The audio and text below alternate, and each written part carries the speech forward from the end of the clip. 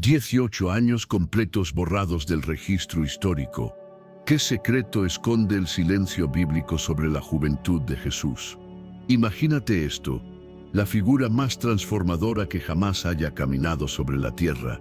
De pronto, desaparece, se esfuma de las crónicas. No hay sermones, no hay milagros, ni siquiera una nota al pie de página sobre su vida entre los 12 y los 30 años. Un vacío atronador de casi 2 décadas. ¿Acaso no te intriga esa brecha monumental en la narrativa de su existencia? Esos 18 años representan más de la mitad de su vida antes de que su ministerio público despegara. Durante ese tiempo, él pasó de ser un niño prodigio, asombrando a los sabios del templo a los 12, a convertirse en el hombre que cambiaría el rumbo de la humanidad. ¿Qué estuvo haciendo durante esos años prohibidos? ¿Qué conocimientos absorbió? Y la pregunta que quema, ¿por qué los evangelistas, esos narradores teológicos tan deliberados, eligieron el mutismo ave absoluto sobre este periodo crucial? No estamos hablando de mitos inventados ahora, sino de cuestiones históricas legítimas que han mantenido en vilo a estudiosos y teólogos por siglos.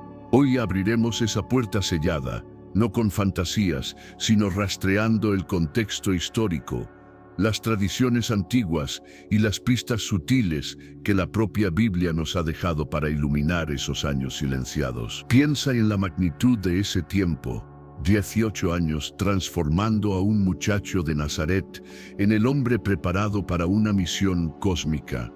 El silencio no fue accidental, fue una decisión, y comprender por qué nos llevará a entender mejor cómo se forja el verdadero liderazgo. El silencio en los evangelios, lejos de ser un vacío, es un espacio teológico intencional. Mateo, Marcos, Lucas y Juan, al escribir décadas después, no buscaban una biografía moderna, sino documentos teológicos enfocados en el mensaje central.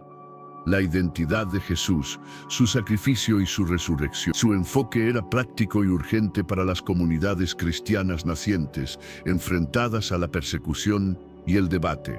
Lucas es el único que nos da ese breve vistazo, mencionando que a los 12 años Jesús asombró a los doctores del templo. Luego solo una frase lapidaria para cubrir 18 años. Y Jesús crecía en sabiduría, en estatura y en gracia para con Dios y los hombres. Una frase para cubrir casi 2 décadas de vida humana intensa. Significa que los autores priorizaron lo que consideraron esencial para su teología. Pero el ser humano odia el vacío, y la curiosidad se ha desbordado creando leyendas y especulaciones. Nuestro deber aquí es distinguir el dato histórico de la fábula, utilizando el contexto de la vida judía del siglo I para inferir con responsabilidad lo que modeló a este hombre, cómo un muchacho de Nazaret se preparó para desafiar imperio. Caminemos juntos por esas calles polvorientas, entendiendo el mundo que lo moldeó. Si las preguntas incómodas te acercan a una verdad más profunda, te invito a reflexionar y compartir tu visión sobre la importancia de estos años ocultos, porque lo que se gesta en privado define el impacto público. Para empezar a reconstruir ese camino, debemos sumergirnos en el suelo fértil de su crianza, el judaísmo del primer siglo. Este no era un mundo sin educación. Al contrario, era una cultura con un sistema educativo increíblemente riguroso, centrado en la Torá. Los niños judíos comenzaban su aprendizaje formal alrededor de los 5 o 6 años, aprendiendo hebreo y memorizando porciones de las Escrituras. Para los 13 años, la edad del bar mitzvah, esperaban que el joven ya fuera responsable ante la ley y tuviera una cantidad significativa de textos sagrados grabados en su memoria. Pero Jesús, como sabemos por su ministerio posterior, superaba con creces ese nivel básico. Sus debates, su interpretación magistral de la ley y su uso de los textos proféticos revelan años de estudio serio y disciplinado. ¿Dónde ocurría esta inmersión educativa? Principalmente en la sinagoga. Las excavaciones arqueológicas nos muestran que incluso aldeas pequeñas como Nazaret tenían sus sinagogas, que funcionaban no solo como centros de culto, sino también como escuelas comunitarias esenciales. Jesús habría estado allí regularmente, escuchando la Torá leída en hebreo, participando en interpretaciones y debates acalorados sobre la aplicación de la ley. Esa sabiduría que asombró a los doctores del templo no surgió de la noche a la mañana. Fue el producto de una disciplina constante y una inmersión total en el texto sagrado. Pero la educación no era solo intelectual. La tradición judía valoraba inmensamente el trabajo manual, considerándolo espiritualmente formativo y un deber sagrado. Existía un dicho rabínico que afirmaba que quien no enseña a su hijo un oficio, le enseña en esencia a robar al privarlo de la autosuficiencia. El Evangelio nos dice que Jesús era un tectón, una palabra que implica mucho más que carpintero, significa artesano o constructor, alguien que trabaja con materiales sólidos como la madera y la piedra con gran habilidad. Jesús, por lo tanto, aprendió un oficio calificado y exigente de su padre terrenal, José. Tendría que levantarse antes del amanecer, lidiar con el cansancio físico extremo, la precisión de las medidas milimétricas y la satisfacción profunda de crear algo tangible y útil para su comunidad. Experimentó la economía de la subsistencia, la presión constante de cumplir con los encargos a tiempo y bajo presión romana. Esta vida práctica es fundamental para entender su profundidad. Cuando Jesús más tarde habló de obreros que merecen su salario, de cargas, de cimientos, no hablaba desde la teoría de un filósofo, sino desde la aspereza y la realidad de la experiencia diaria del trabajo manual. Jesús participaba en todas las fiestas anuales obligatorias, peregrinando a Jerusalén cuando era económicamente posible y seguro. Vivía el ciclo agrícola, las bodas que requerían banquetes y la gestión de recursos y los funerales que forjaban lazos comunitarios inquebrantables. Sus parábolas sobre el sembrador, el panadero, el pastor, eran observaciones directas y precisas de la vida cotidiana en Galilea. No meras alegorías sacadas de un libro. Creció en un entorno de observancia espiritual rigurosa. Oraciones diarias marcando el ritmo del día, cumplimiento estricto de las leyes dietéticas y el respeto absoluto al Sabbat. Estas prácticas formaban su conciencia moral y teológica, su profunda vida de oración posterior y su intimidad inigualable con Dios como Padre sugieren años de disciplina espiritual, cultivada en el silencio y la obediencia. Y no olvidemos la carga de las expectativas mesiánicas flotando en el aire, creciendo sabiendo que se esperaba algo trascendental de él.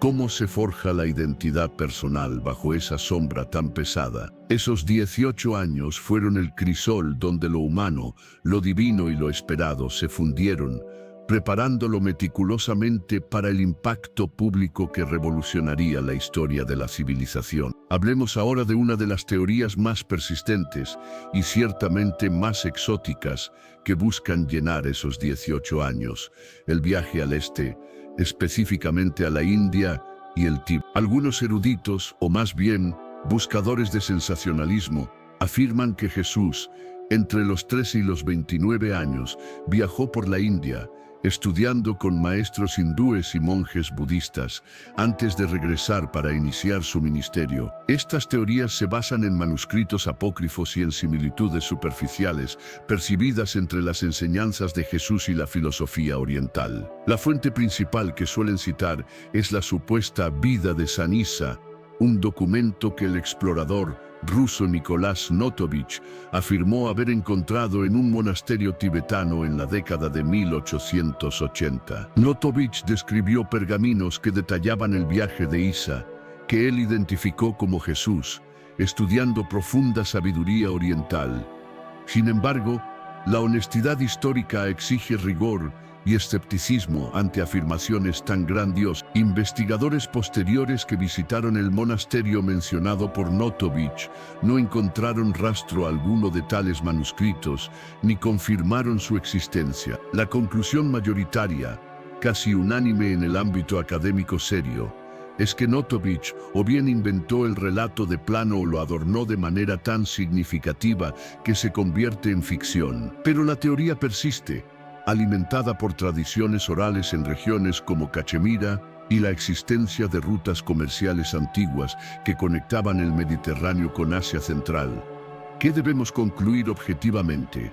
Primero, sí, las rutas comerciales existían y eran activas. El mundo antiguo era mucho más interconectado de lo que la mente moderna suele imaginar. Segundo, existen paralelos éticos innegables en la compasión, la no violencia y el desapego en diversas tradiciones. Pero la similitud ética no es prueba irrefutable de contacto directo o estudio formal. Muchas tradiciones religiosas, evolucionando independientemente, llegan a conclusiones éticas similares al abordar las mismas preguntas fundamentales de la existencia. Tercero, y este punto es crucial para la credibilidad histórica, la carga de la prueba recae firmemente en quien hace la afirmación extraordinaria. La idea de que Jesús pasó años estudiando en monasterios tibetanos es una proposición extraordinaria. La evidencia documental que la sustenta es notoriamente débil, tardía o abiertamente apócrifa, escrita siglos después de los hechos. Además, y este es el punto central de nuestro análisis, la tradición judía de la que Jesús provenía era una fuente de sabiduría inagotable y autosuficiente. El judaísmo del Segundo Templo, la vasta Torá, los profetas y la rica literatura sapiencial judía ofrecían recursos intelectuales y espirituales más que suficientes para el desarrollo de la enseñanza que observamos en los evangelios. No se necesita viajar a la India para encontrar conceptos profundos de ética, misticismo o compasión radical. Y no obstante, no debemos descartar por completo una influencia cultural indirecta y difusa. Las ideas por naturaleza viajan a través de las fronteras. Las comunidades judías estaban esparcidas por todo el imperio, incluyendo Persia y las rutas orientales. Es totalmente posible que conceptos o narrativas orientales se hubieran filtrado en el ambiente cultural general que Jesús respiraba en Galilea, llegando a Nazaret a través de comerciantes. Pero siendo rigurosos, la explicación más simple y mejor respaldada por la evidencia es que Jesús se formó profundamente dentro del marco robusto de su propio contexto, el judaísmo galileo maduro. Intentar imponer un viaje oriental a su vida es, para el historiador responsable, una simplificación arrogante de la riqueza teológica y filosófica que ya existía en su propia tradición milenaria. El silencio sobre los 18 años no es un llamado a inventar historias dramáticas de viajes exóticos, sino una invitación seria a valorar la profundidad oculta de su contexto judío. Jamás subestimemos el poder formativo, la densidad y la autosuficiencia espiritual de Nazaret. El mundo de Jesús no era un mero pueblo rural aislado y primitivo. Era parte de una red cultural, económica y política vibrante, aunque subordinada. Esto se evidencia de forma brillante en su capacidad de relacionarse y dialogar con grupos tan dispares como samaritanos, fariseos, saduceos, recaudadores de impuestos y hasta funcionarios romanos. Su posterior ministerio demuestra una flexibilidad cultural asombrosa, adaptando su mensaje a las estructuras de pensamiento de cada audiencia. Estas habilidades de comunicación y adaptación no nacen de la nada, se desarrollan por exposición constante, experiencia práctica y reflexión profunda sobre las dinámicas observadas. Incluso si el relato del viaje a Egipto fue solo en su infancia, como relata Mateo para cumplir una profecía, ese contacto temprano con la cultura más erudita y cosmopolita del Mediterráneo antiguo pudo haber dejado una semilla de apertura mental y cultural en su psique. Egipto,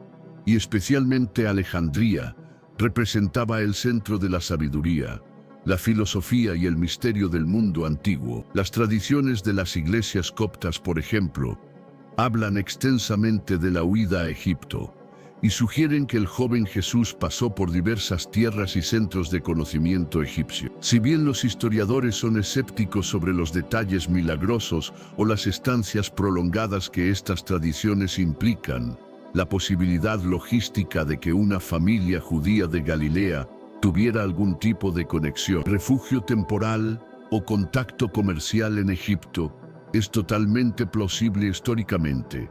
Las comunidades judías egipcias eran grandes, antiguas y estaban muy bien establecidas, manteniendo constantes lazos comerciales y familiares con Judea y Galilea. Si la inestabilidad política o económica bajo el régimen de Herodes forzó algún tipo de desplazamiento temporal, Egipto era un destino pragmático. El joven Jesús, en esos años formativos cruciales, podría haberse expuesto a ideas filosóficas, a prácticas de comercio sofisticado o a una forma de sincretismo cultural que enriqueció su perspectiva general del mundo más allá de Galilea. Lo que es innegable y se mantiene firme es que el ambiente formativo de Jesús estaba saturado de estas influencias culturales y políticas en constante movimiento.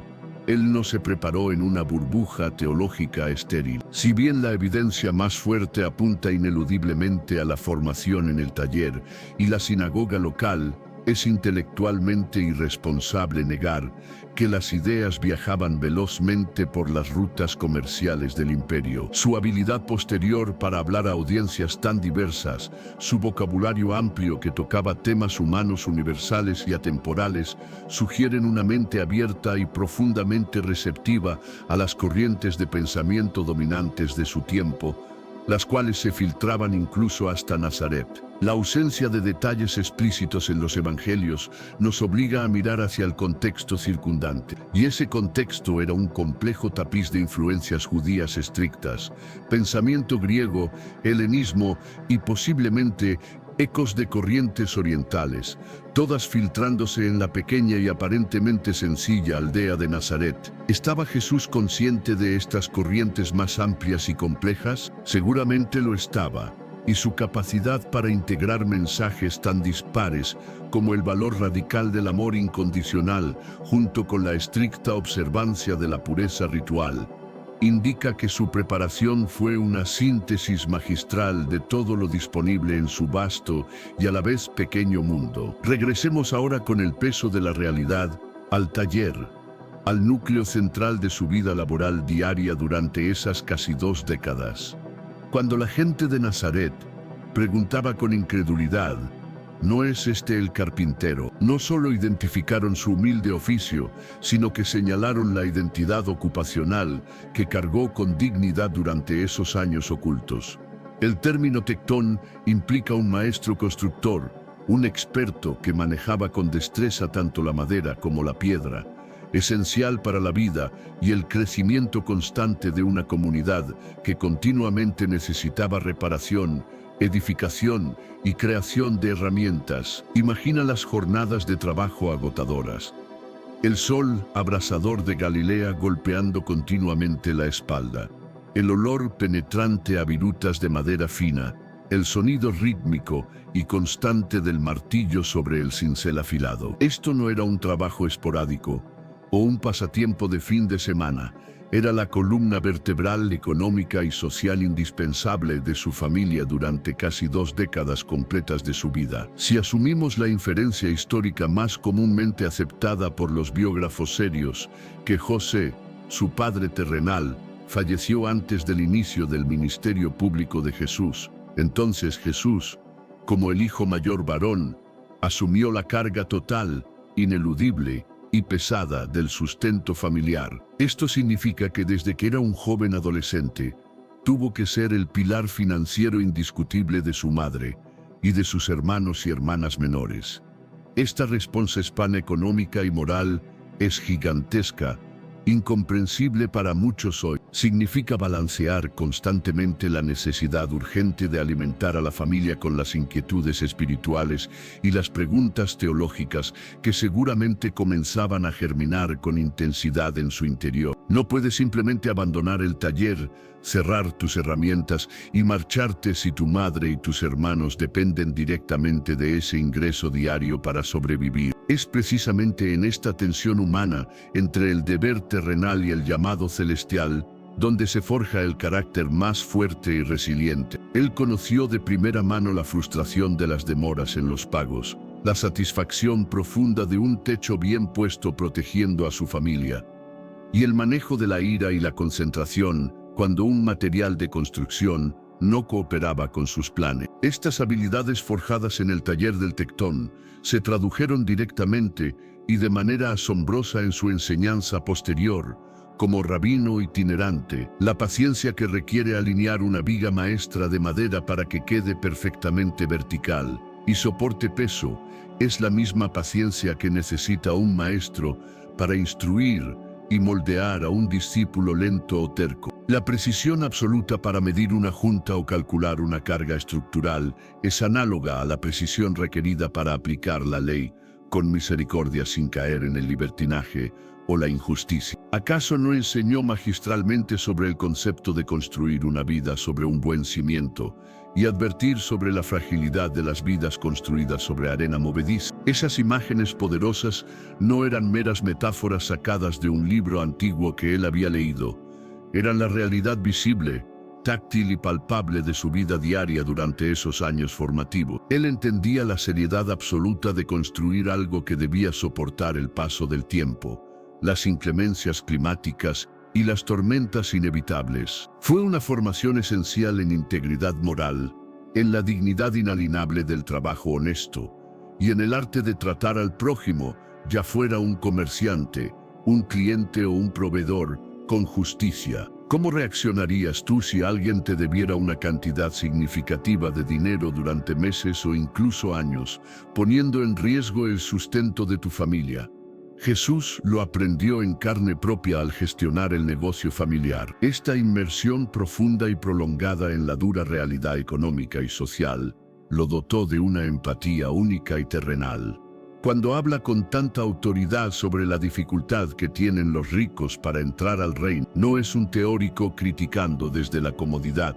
Una abstracción, es un hombre que ha pasado toda su vida laboral, ganándose su pan con el sudor de su frente, entendiendo profundamente el apego emocional y el esfuerzo monumental que implica poseer algo material. Los 18 años de taller no fueron un tiempo muerto o una pausa en su vida, fueron el laboratorio práctico y riguroso donde su compasión, su paciencia inagotable y su visión práctica se hicieron carne y hueso, antes de que su voz profética se alzara para impactar al mundo entero. ¿No te conmueve profundamente la idea de que el Salvador del mundo haya pasado la mayor parte de su existencia terrenal ganándose el pan con trabajo duro, silencioso y humilde? Si este análisis sobre el poder de la vida ordinaria te parece fundamental y revelador, te invito a pulsar el botón de me gusta a este video, porque es un tributo al poder de la vida ordinaria bien vivida. Hablemos ahora de un aspecto crucial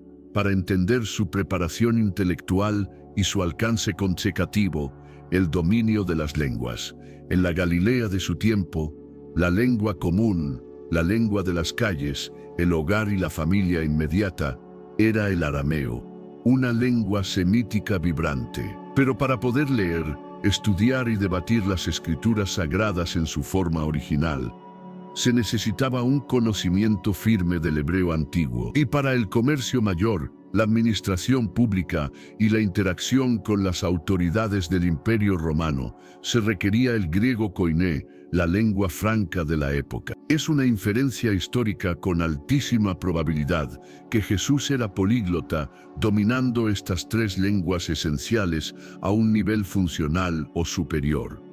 Dominar estas tres lenguas a tal nivel requiere años de inmersión constante, estudio diligente y práctica continua. La capacidad de leer y meditar sobre la Torá en su lengua original, el hebreo puro, y luego aplicarla y explicarla en arameo accesible a la gente común, y quizás dialogar o debatir con extranjeros o autoridades en griego, demuestra una mente excepcionalmente entrenada y adaptativa, algo fuera de lo común. No es suficiente con memorizar unas pocas palabras o frases.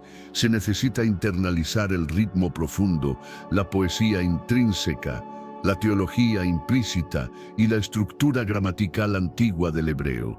Esto nos lleva de nuevo a la sinagoga, el lugar de su formación intelectual. Esos años silenciados fueron, en gran medida, años dedicados a la Agadá, al acto de rumiar. La escritura como un animal rumia su alimento, procesando la palabra una y otra vez hasta que se convierte en parte intrínseca, orgánica y viva de su propio ser y pensamiento. Él no estaba meramente memorizando un texto, él estaba viviendo la Escritura y permitiendo que la Escritura lo viviera a él. Cuando Jesús comienza su ministerio público, su uso de las Escrituras es inmediato, fluido, casi conversacional, demostrando un conocimiento enciclopédico. Cuando se enfrenta a los fariseos y doctores de la ley, no solo cita versículos aislados como hacen los novatos, utiliza métodos de interpretación rabínica avanzada, debatiendo con sutileza sobre la aplicación de la ley y la intención del legislador. Esto demuestra que su educación fue formal, profunda y rigurosa, aunque fuera adquirida fuera de las academias rabínicas más conocidas y centralizadas de Jerusalén. ¿Cómo se explica tal nivel de erudición y profundidad hermenéutica si no hubo una dedicación casi monástica al estudio profundo y continuo durante esos 18 años cruciales? La formación intelectual rigurosa, el oficio manual dignificante y la vida comunitaria observante formaron una trinidad indispensable para su madurez. La cabeza aprendió de los textos sagrados, las manos aprendieron de la materia prima terrenal y el corazón aprendió de la dinámica familiar y comunitaria. Hoy en día, en nuestra era acelerada, esperamos que alguien se haga experto en un tema con solo 6 meses de un curso en línea intensivo. Jesús, en cambio, invirtió más de 3 décadas de su vida para ser verdaderamente sabio en el sentido más completo de la palabra. Su autoridad pública, que era tan impactante, era totalmente sostenible porque estaba cimentada en un largo, paciente y metódico proceso de formación oculta y privada. La gente se preguntaba con asombro, ¿de dónde le viene a este hombre tal sabiduría y tal autoridad? La respuesta, aunque no la dijeran en voz alta, estaba en su pasado oculto, de la sinagoga, del taller, del hogar y de la oración solitaria e ininterrumpida. La sabiduría real, la que transforma y perdura, no se compra ni se adquiere rápidamente.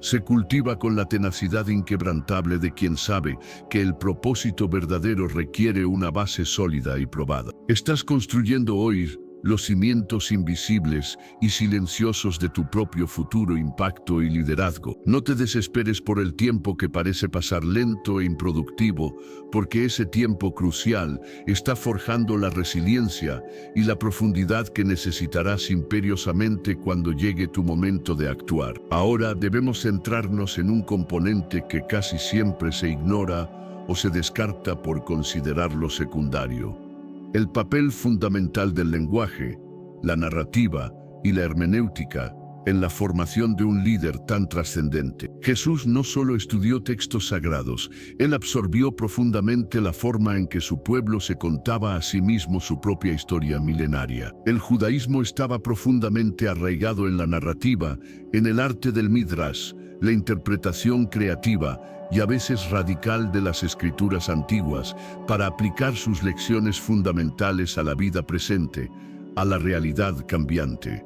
Durante esos 18 años, Jesús no solo leía repetidamente a Isaías o a los Salmos, él practicaba activamente la hermenéutica, la habilidad maestra de tejer esos relatos ancestrales en un tapiz coherente y relevante que respondiera con autoridad a la opresión y las preguntas teológicas de su tiempo. Su formación en este arte narrativo es lo que explica su genialidad posterior como maestro y predicador. Él no daba sermones teóricos, secos o académicos, él contaba historias vívidas. Sus parábolas, que aún hoy nos conmueven, son obras maestras de la narrativa aplicada a la psicología humana y la teología. Usaba estructuras dramáticas conocidas, personajes arquetípicos y situaciones cotidianas tomadas de Galilea para revelar verdades profundas y complejas del reino. Esto demuestra inequívocamente que su estudio de la Escritura no fue un proceso pasivo de recepción, fue un proceso activo y profundo de decodificación, análisis y recodificación de las narrativas fundamentales de su fe. Él estaba aprendiendo el lenguaje cifrado del reino mientras dominaba el lenguaje de su propio pueblo. En la literatura sapiencial judía, La sabiduría no es un conocimiento estático, es algo que se busca activamente, algo que se desarrolla a través de la experiencia vivida y la disciplina constante. Durante esos años formativos ocultos, Jesús estaba activamente buscando esa sabiduría, integrando el conocimiento textual profundo con la observación empírica, a veces dolorosa, del mundo real. Él no buscaba simplemente saber qué decía la ley en el pergamino,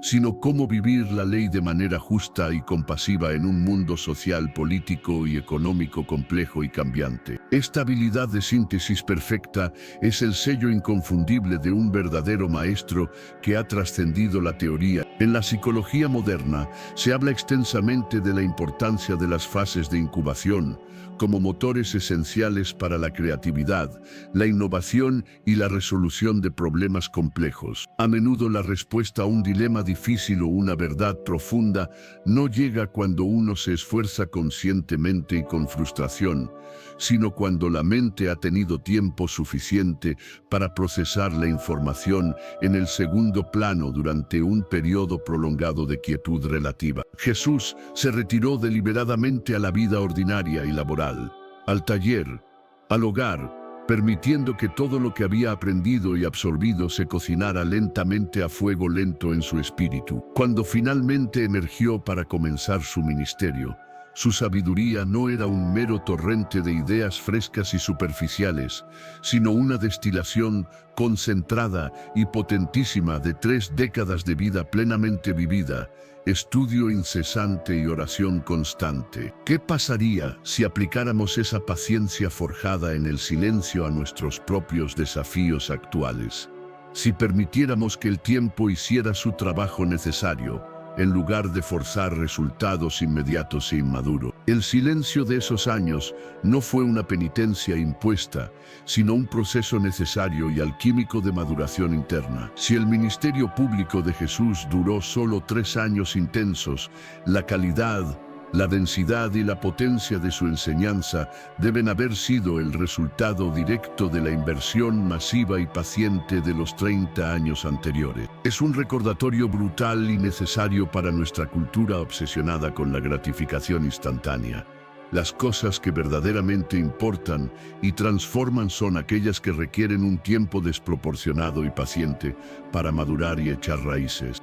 No podemos, bajo ninguna circunstancia, ignorar la dimensión del sufrimiento y la resistencia que debió enfrentar, incluso en privado. Aunque los evangelios canónicos no lo narran explícitamente, es casi imposible que un joven Galileo, en medio de una ocupación romana invasora y la constante tensión religiosa interna, no experimentara pérdidas significativas, rechazos familiares o fracasos personales y profesionales. El sufrimiento, cuando es correctamente procesado y asimilado por el carácter, es uno de los mayores y más potentes catalizadores del crecimiento espiritual profundo. Si asumimos que José murió, Jesús conoció el dolor agudo de la pérdida familiar y la carga temprana de la viudez y la orfandad parcial de sus hermanos y hermanas menores. Este dolor, enfrentado con la base firme de la fe que estaba cultivando diligentemente, habría profundizado su capacidad innata de empatía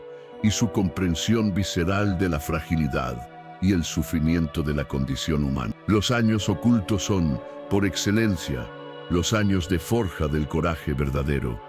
El coraje, como bien sabemos, no es la ausencia total de miedo o duda, sino la decisión firme de actuar con convicción a pesar de la presencia de ese miedo. Jesús tuvo que desarrollar el coraje necesario para ser diferente, para sostener una visión de fe y un camino que tal vez no era completamente comprendido o aceptado por su familia inmediata, sus vecinos o la estructura social de Nazaret. La sutil tensión familiar que se insinúa en los evangelios, con su madre y hermanos preocupados por su aparente distracción o desorden mental, sugiere que incluso en su propio hogar hubo resistencia a su desarrollo interior, y a su llamado. Superar el juicio y la incomprensión de los seres más cercanos es, a menudo, la prueba más difícil y dolorosa que debe superar un líder. Continuemos con una figura fundamental en el relato bíblico que no es Jesús, pero cuyo ministerio estuvo íntimamente ligado a la preparación necesaria para el lanzamiento de Jesús: Juan el Bautista. Juan surge del desierto, un lugar de ascetismo y purificación, anunciando un bautismo de arrepentimiento riguroso.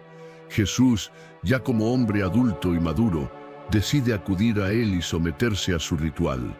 ¿Por qué es esto tan significativo? ¿Por qué el hombre que pronto enseñaría sobre la perfección, la gracia y el amor incondicional se somete al ritual de iniciación de los pecadores arrepentidos? Este acto nos habla de la fase final, culminante, de su preparación, la entrega total y pública a la voluntad divina orquestada, y la validación pública de su misión ante los ojos de su pueblo. El bautismo de Juan marca simbólicamente el final de la fase de siembra oculta y el inicio definitivo de la cosecha pública de su vida. Juan, al operar en el desierto, encarnaba esa tradición ascética, de renuncia y purificación, que se preparaba para la inminente intervención de Dios en la historia, la llegada del reino. Si Jesús decide unirse y someterse a este movimiento de purificación, es porque reconoce en Juan no solo a un profeta legítimo y poderoso,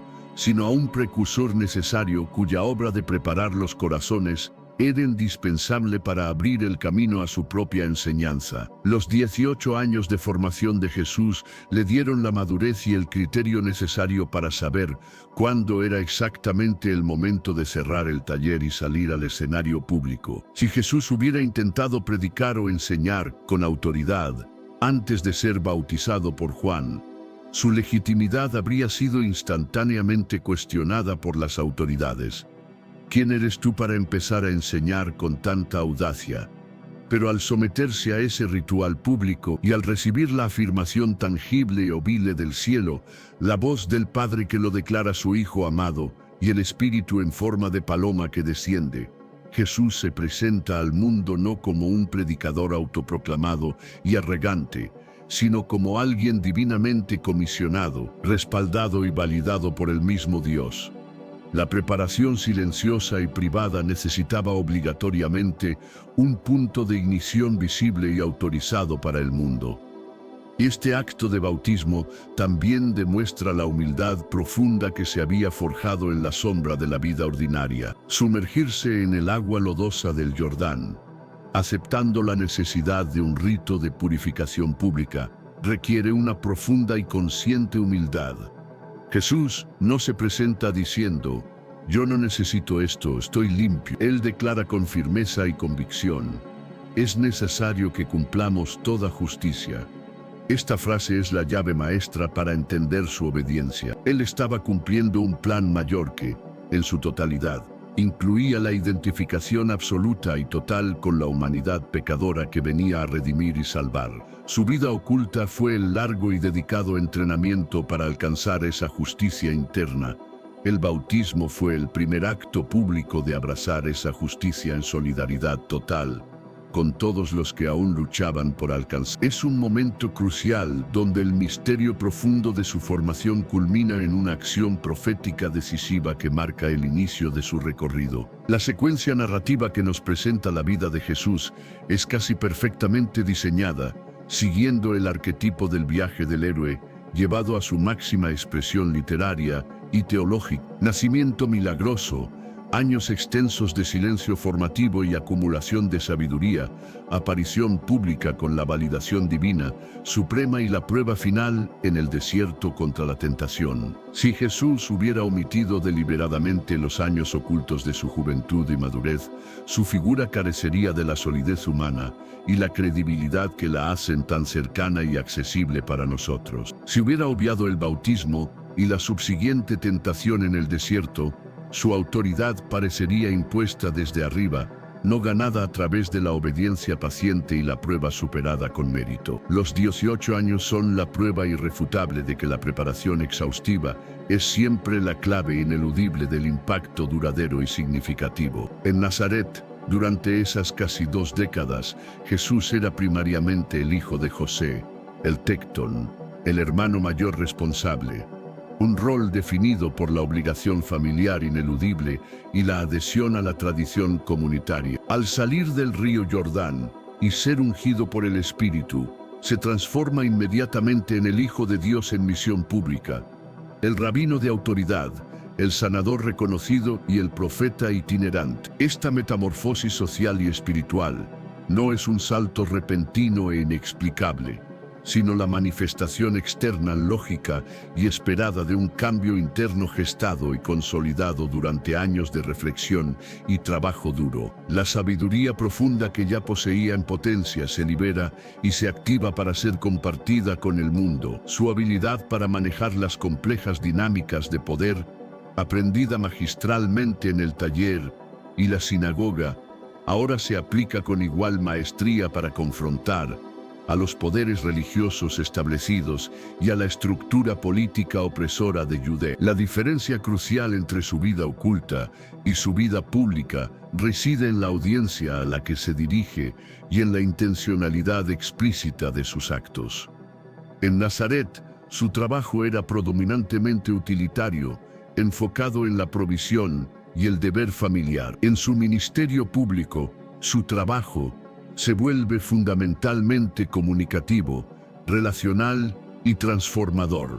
Cada palabra que pronuncia, cada acto de sanación, ahora lleva el peso ineludible de la misión mesiánica para la cual se preparó. Pero el material base con el que trabaja sigue siendo exactamente el mismo: la humanidad imperfecta, las escrituras conocidas y la dependencia total de su Padre Celestial.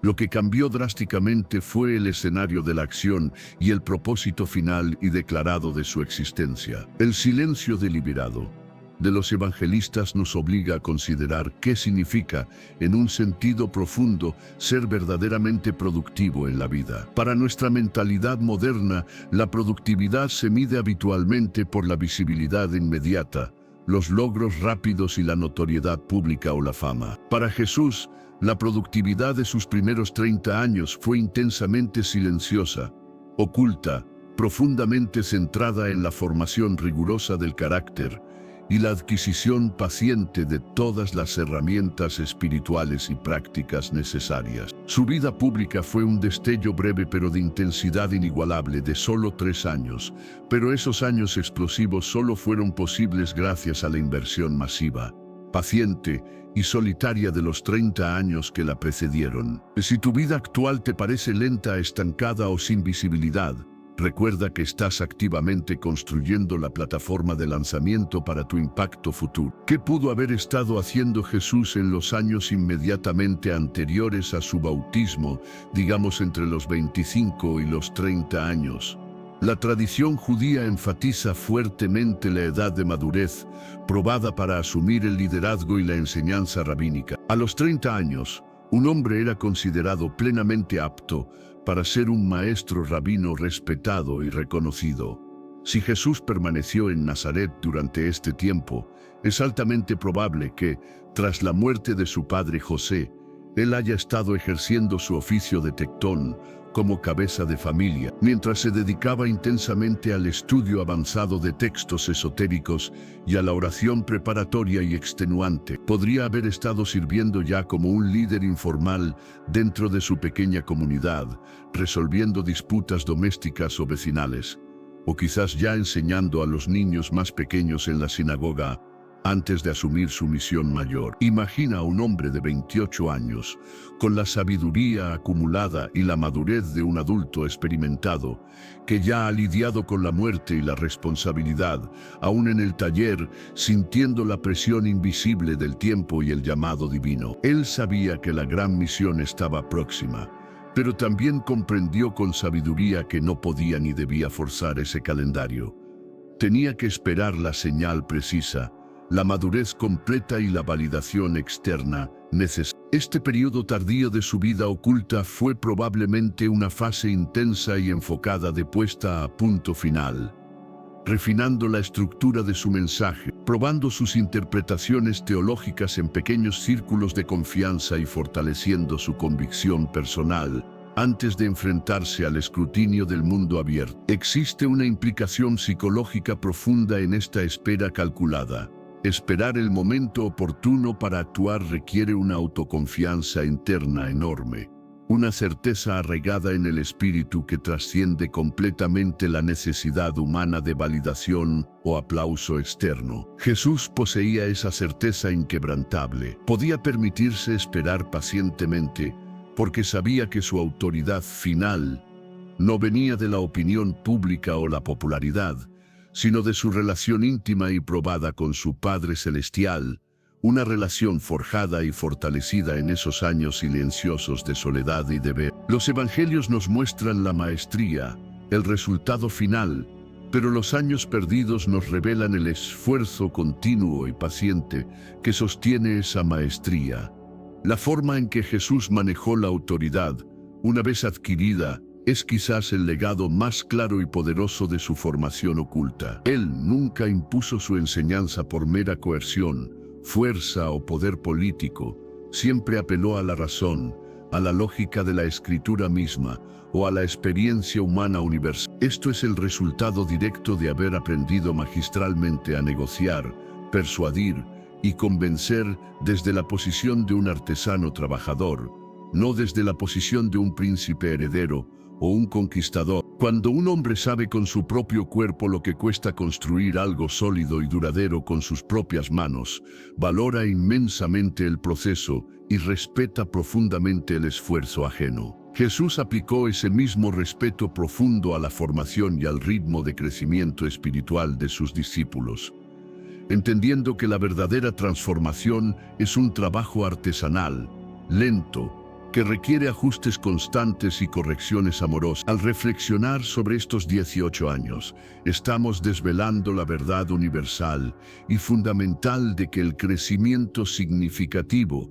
el que perdura, es en su mayor parte absolutamente invisible para el observador casual. La gente ve la majestuosa flor, pero no ve la red de raíces que se extiende pacientemente bajo tierra absorbiendo nutrientes.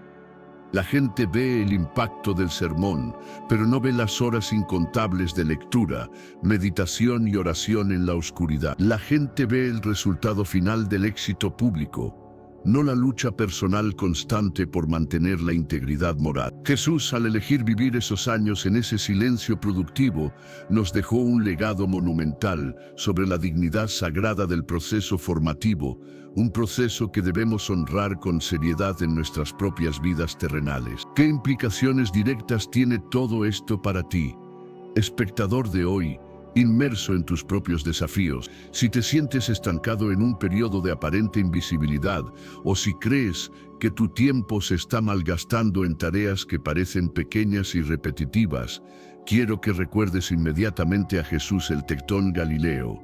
Él santificó y elevó el trabajo ordinario y cotidiano a un nivel sagrado. Él demostró de forma práctica que es totalmente posible vivir una vida profundamente alineada y guiada por un propósito superior, mientras se cumplen diligentemente las obligaciones más básicas y terrenales. El taller de carpintería en Nazaret fue tan sagrado y crucial para su formación como el púlpito o el camino a Jerusalén lo fueron para su ministerio público. Este entendimiento profundo nos libera, nos rescata de la tiranía sofocante de la inmediatez y la velocidad. No necesitas tener un gran título universitario o un escenario mundial para estar haciendo el trabajo más importante de tu vida en este preciso momento. Estás construyendo tu capacidad de impacto futuro. Estás acumulando la reserva de carácter que te sostendrá. Estás adquiriendo la paciencia, la empatía y la sabiduría que te serán indispensables y críticas cuando llegue tu momento de hablar con autoridad probada. Si tu corazón resuena con la importancia vital de esta inversión silenciosa y paciente, te invito a comprometerte hoy mismo con la calidad, la dedicación y la integridad de tu propia etapa de preparación y a dejar un comentario sellando este pacto de paciencia y trabajo oculto con la palabra clave cimentada. La forma en que el judaísmo del siglo I manejaba el tiempo de formación y la concepción de la madurez es fascinante y contrasta radicalmente con la cultura actual. No existía ninguna prisa por coronar o lanzar a un líder. La expectativa cultural firme era que un hombre alcanzara una sabiduría probada, demostrada en el tiempo y la experiencia, antes de asumir la guía y la responsabilidad de una comunidad o de un pueblo. Esto se refleja perfectamente en la expectativa general, de que el Mesías esperado no sería un joven impetuoso o carismático,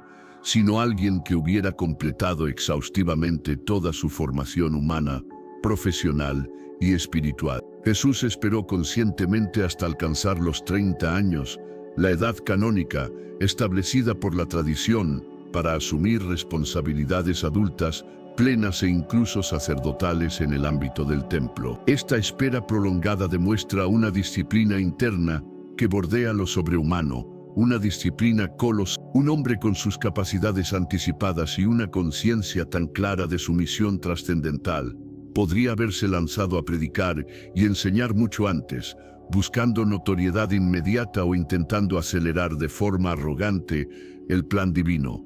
Pero no lo hizo. Esta espera no fue pasiva, vacía o perezosa. Fue activa, llena de trabajo físico agotador, estudio profundo y comunión constante con el Padre.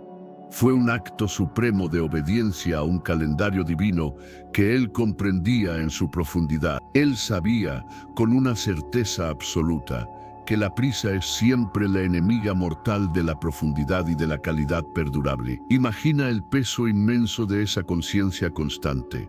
Saber que tienes algo esencial, que puede cambiar el destino de la humanidad, que decir al mundo, pero tener que esperar pacientemente, ocupado en tareas cotidianas, como arreglar tejados o fabricar mesas. Esa espera en la rutina es la prueba de carácter más grande y exigente.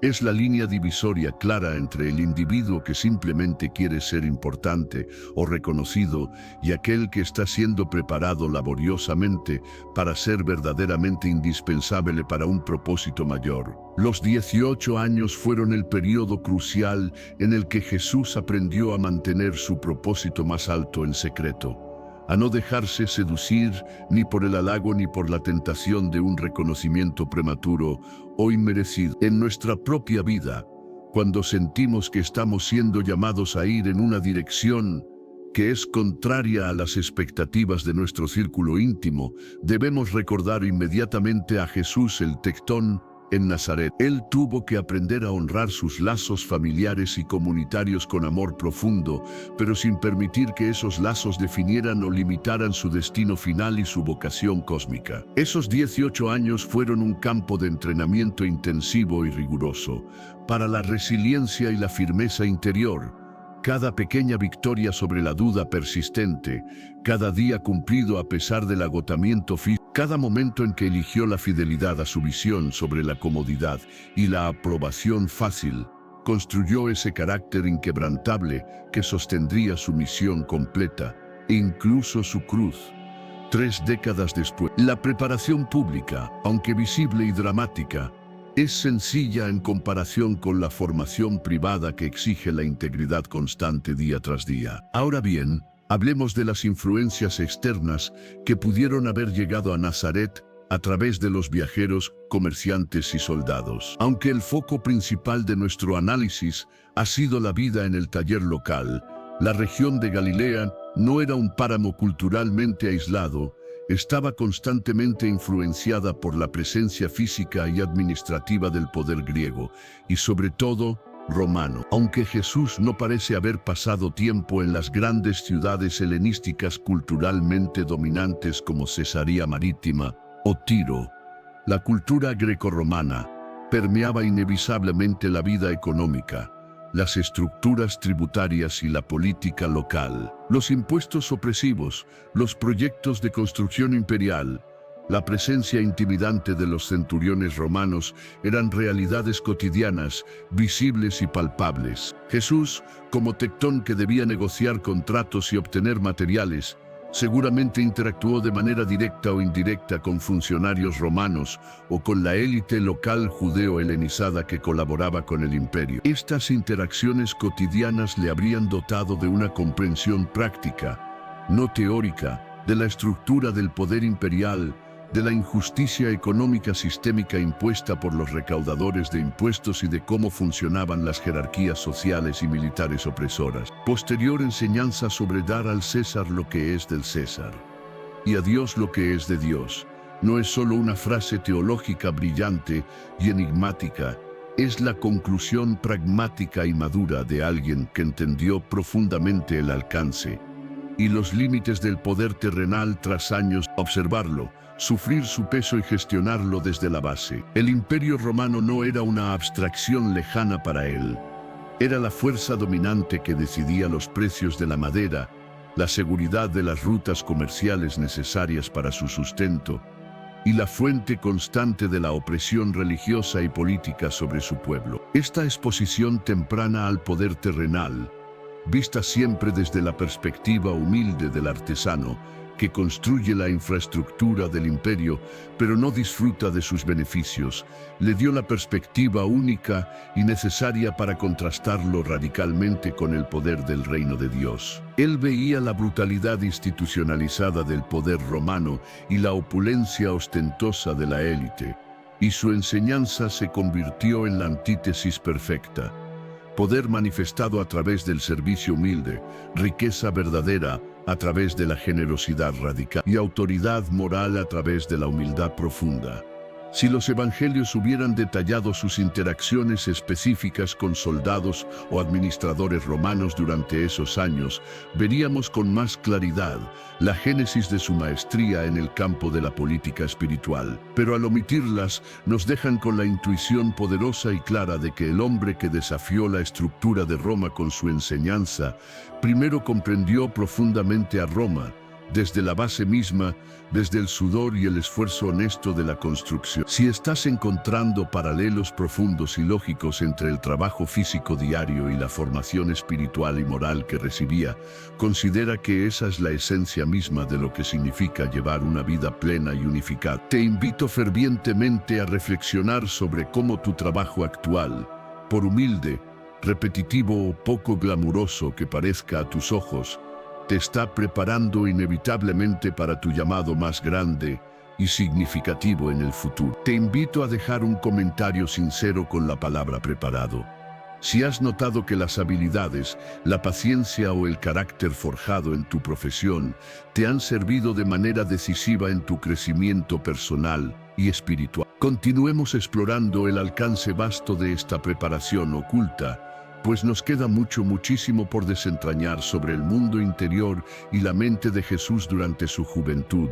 La revelación de que era alguien especial, quizás incluso el Mesías esperado, debió ser un factor formativo central y complejo de procesar. Si él se sabía un muchacho profetizado, criado en el anonimato de una familia humilde y obrera, ¿cómo procesó Jesús esa profunda y constante dualidad existencial? Ser el hijo de José, el tectón galileo obediente, pero simultáneamente poseer un destino celestial y una conciencia divina. Esta tensión constante entre lo profundamente mundano y lo inmensamente divino debió ser el motor principal de su introspección y meditación durante esos años formativos. Tu propia vida, con sus inevitables momentos de sentirte llamado a algo grande, mientras lidias con la realidad de tener que pagar las facturas al final del mes, es un eco muy lejano y humano de esa lucha interna. Es precisamente en el manejo magistral de esa disonancia interna y existencial donde se define la verdadera madurez y solidez del carácter humano. El ambiente religioso en la Judea y Galilea de esa época no era para nada monolítico, era un hervidero de debates fervorosos y luchas sectarias, fariseos celosos de la ley, saduceos aristocráticos y los grupos más radicales como la comunidad de los esenios, cuyo estilo de vida se ha revelado a través de los famosos rollos del Mar Muerto, descubiertos en Qumrán. Jesús no creció sin conocer o sin estar al tanto de estas otras formas intensas y a veces extremas de vivir el judaísmo y esperar la intervención de Dios. De hecho, su ministerio público posterior es, en muchos aspectos, una respuesta directa, matizada y constructiva a las posturas de estas facciones. Su interacción posterior con los fariseos, por ejemplo, demuestra un conocimiento íntimo y profundo de sus métodos interpretativos y sus argumentos teológicos, lo que implica necesariamente que él debió haber estudiado a fondo sus textos, sus argumentos y sus contraargumentos en la sinagoga y en discusiones académicas informales durante esos años de juventud. Los rollos de Qumrán nos muestran claramente a una comunidad preparándose para el fin inminente de los tiempos a través de la separación radical del mundo impuro y una observancia de la pureza ritual llevada al extremo. Aunque Jesús no siguió ese camino de separación radical y ascetismo total, su principal precursor, Juan el Bautista, sí operaba en el desierto, un ambiente geográfico y espiritual muy cercano al ambiente escénico. Es altamente probable que Jesús estuviera al tanto de estas intensas expectativas apocalípticas que dominaban el discurso religioso. Su propio mensaje central sobre el reino de Dios que se acerca y ya está aquí es, por lo tanto, una contribución magistral a ese debate cultural y teológico ya existente en el ambiente. Durante esos 18 años silenciosos, Jesús no solo estudió la ley escrita, sino que observó y analizó el costo y el resultado de cómo otras personas intentaban responder a la opresión romana y a las grandes preguntas teológicas de su época. ¿Cómo se distingue fundamentalmente su camino del de los demás? Mientras los esenios optaron por retirarse físicamente del mundo para alcanzar la pureza a través del aislamiento, Jesús parece haber elegido el camino mucho más arriesgado y difícil. Permanecer inmerso en el mundo, trabajando en el taller, interactuando en las dinámicas complejas de la aldea, pero aplicando una pureza y una lectura de la ley profundamente interiorizadas y mucho más compasivas. Esta decisión sobre dónde vivir su piedad y cómo prepararse para el encuentro público fue tomada y consolidada en el silencio y la reflexión profunda. Él eligió la ruta del compromiso encarnado y activo.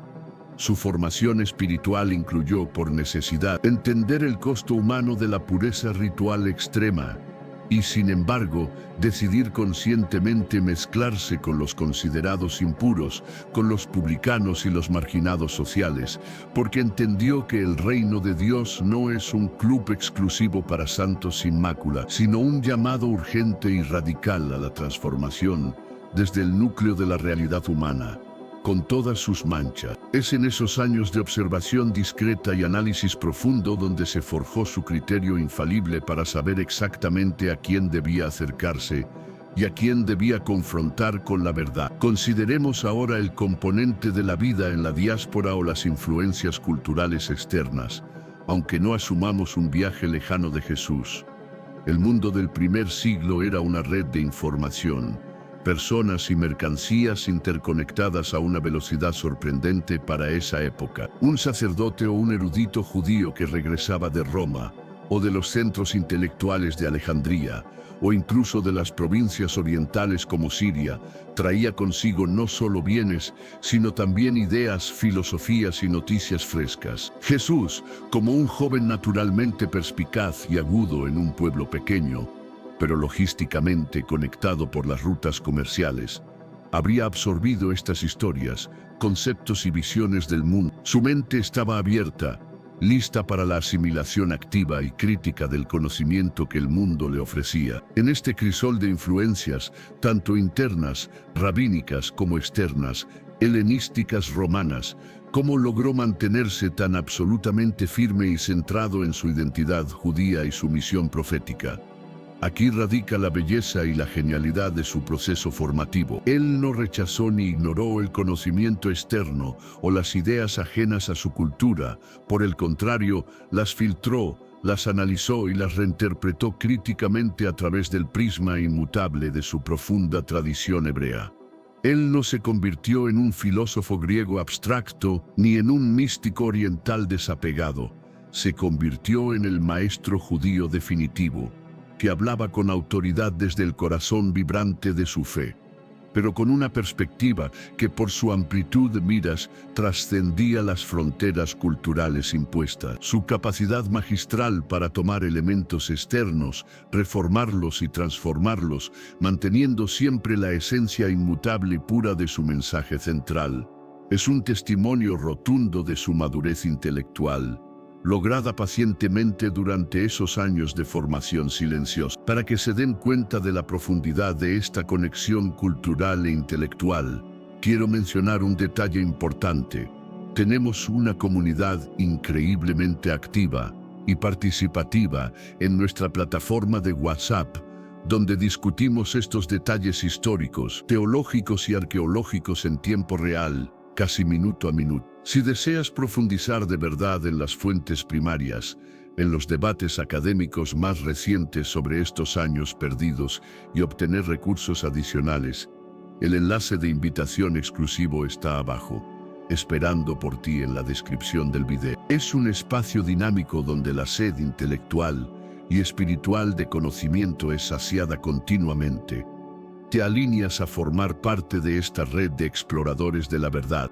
Cuando finalmente emerge al escenario público, su autoridad ya no se basa solo en su linaje o en su juventud, sino en el hecho de que él ha integrado la autoridad práctica y probada del taller con la autoridad inmutable de la escritura revelada. Él podía hablarle con igual dominio y credibilidad al campesino sobre las necesidades de la tierra y al escriba más erudito sobre las complejidades de la ley, porque había vivido y estudiado ambas realidades por separado y luego las había fusionado durante décadas. Este es el modelo supremo de liderazgo integral, aquel que ha pasado por el proceso completo, el largo camino, y no solo el resultado final y brillante. La forma en que los evangelios mencionan su crecimiento en gracia con Dios y su crecimiento en gracia con los hombres es la fórmula teológica perfecta de la formación integral. Creció en gracia con Dios, lo que habla directamente de su vida interior, su disciplina de oración, su conocimiento íntimo y profundo de la Escritura. Pero también crecía en gracia con los hombres, lo que habla elocuentemente de su habilidad social, su ética laboral impecable y su integración positiva y productiva en la comunidad. Ambas facetas, la interna y la externa, se desarrollaron de manera simultánea y simétrica durante esas casi 2 décadas de silencio significativo. No se puede tener una verdadera profundidad espiritual sólida sin conexión humana, y la vida social sin una base espiritual profunda se vuelve, inevitablemente, superficial y vacía de sentido último.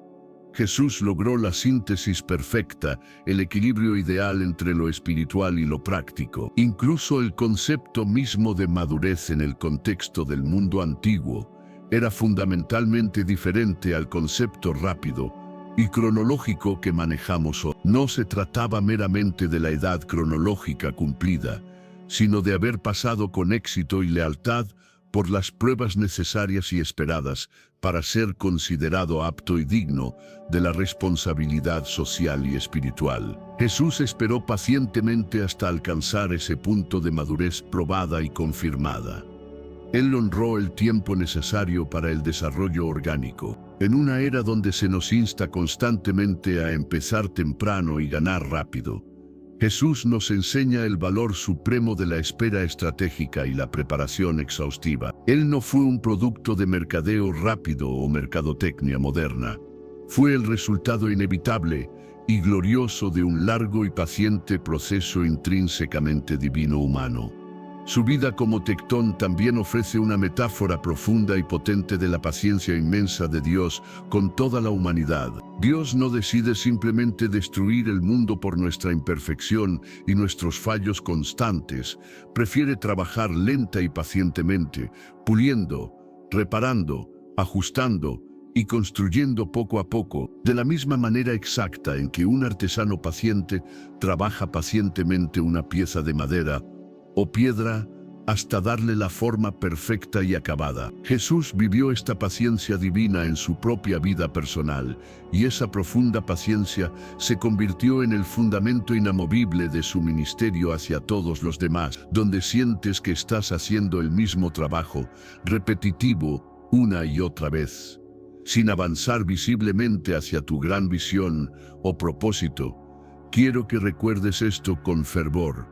Estás siendo preparado activamente en la oscuridad de lo ordinario. Eres un bloque de madera sin tallar, esperando la mano del maestro. Estás siendo moldeado pacientemente por las exigencias diarias de la vida y el deber. Si abrazas esa realidad con fidelidad y compromiso, cuando finalmente llegue el momento de la revelación pública de tu propósito, tu trabajo será sólido, tu carácter inquebrantable y tu mensaje, sustentado por décadas de experiencia interna, resonará con una autoridad que ningún joven impetuoso o sin fundamento puede jamás replicar.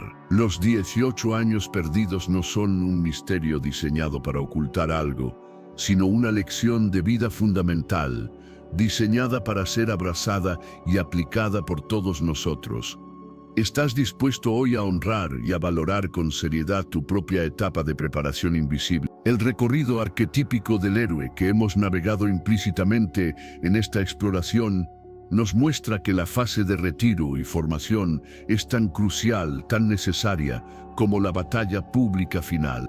Jesús pasó esos 18 años en un retiro autoimpuesto, necesario para su madurez, alejado del escenario público ruidoso, para prepararse de manera exhaustiva para la confrontación y la misión final. Ese retiro le permitió desarrollar una perspectiva filosófica y espiritual que simplemente no se puede conseguir en el fragor constante de la lucha inmediata o la tensión superficial. Pudo reflexionar profundamente sobre las tradiciones, integrar perfectamente el oficio con la vida de oración y esperar con calma y firmeza el momento preciso en que su misión pudiera tener la máxima efectividad y el menor desperdicio de impacto. Esta preparación integral y multifacética nos da una clave esencial para entender por qué su enseñanza posterior fue tan radical y tan universalmente efectiva y convincente. No era solamente teología pura, ni solo moralidad abstracta, ni tampoco solo ética laboral ejemplar. Era todo eso unido en una síntesis perfecta. La carpintería le enseñó la ley física de que un error en la base arruina irrevocablemente toda la estructura superior. La sinagoga le enseñó que la ley no debe ser leída solo con los ojos, sino vivida y aplicada con el corazón. La familia y la comunidad le enseñaron que el verdadero amor es una acción constante, paciente y a veces agotadora. Todo esto se combinó y sintetizó en el hombre que emergió del Jordán a los 30 años, absolutamente listo para desmantelar viejas estructuras religiosas rígidas y construir un entendimiento completamente nuevo y revolucionario del reino de Dios. ¿Qué sucedería si nuestra sociedad en general valorara estos años de formación oculta y silenciosa con la misma intensidad, el mismo respeto y la misma admiración que hoy valoramos el éxito público inmediato y la fama fugaz? Imagina un mundo donde un joven de 20 años que se dedica al estudio profundo, al trabajo humilde y al servicio discreto fuera más respetado y admirado que aquel que logra una fama viral efímera en un solo mes. El mundo sería culturalmente más estable. Las decisiones comunitarias serían mucho más sabias y meditadas, y los líderes mucho mejor probados en el fuego de la vida. Jesús modeló esa sabiduría culturalmente invertida. Él priorizó la profundidad del ser sobre la velocidad del hacer y del mostrar. La ausencia de detalles biográficos específicos en esos 18 años nos enseña una verdad teológica profunda. No todo el conocimiento vital y transformador necesita ser comunicado o documentado explícitamente para ser efectivo o real. La preparación profunda de Jesús es, de hecho, más poderosa para nosotros como un patrón de vida y un modelo de paciencia que como una lista tediosa de eventos biográficos concretos. Es la lección de que el ser precede al hacer. Solo después de haber invertido profundamente en quién es su verdadero yo, pudo dedicarse con absoluta eficacia a qué debía hacer por la humanidad. Y ese quién se forjó con dedicación en el silencio, en la rutina inmutable, en el taller de un humilde carpintero en el pueblo de Nazaret. Ahora, al llegar al final de esta inmersión profunda y extensa, queda una pregunta final, una interrogante que encapsula y resume todo lo vivido y analizado en estas casi 3 décadas de silencio. Si el hombre más influyente, transformador y trascendente de toda la historia humana necesitó 30 años completos de vida ordinaria, oculta, esforzada y profundamente obediente para prepararse para solo 3 años de impacto monumental y eterno, ¿qué estamos haciendo nosotros, de manera consciente o inconsciente, con nuestros propios e irrecuperables años de siembra silenciosa y formación invisible? ¿Estamos esperando desesperadamente el reconocimiento inmediato y la recompensa visible, o estamos cavando con paciencia y diligencia las raíces internas profundas necesarias para sostener el árbol gigantesco y fuerte que Dios verdaderamente quiere que seamos y manifestemos en el mundo?